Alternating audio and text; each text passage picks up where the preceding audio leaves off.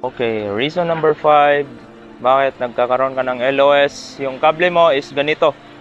Yung fiber mo nakadumaan sa kahoy or trees. Tapos merong tree trimming.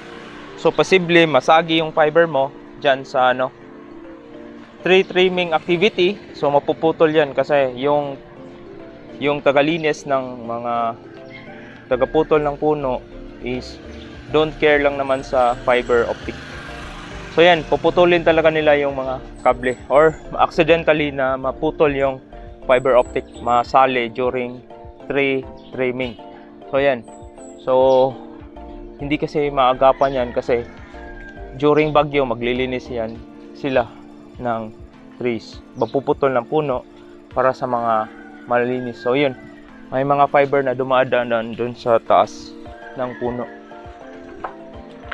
Ayan. So ito, aside dito, itong mga low, yan, katulad ng ganyan, yung kahoy, yung fiber, yung kahoy is nakadikit na sa fiber. So pwede kasi yan putulin once maputol yung fiber or masagi ng malaking truck, pwede rin kasi yan.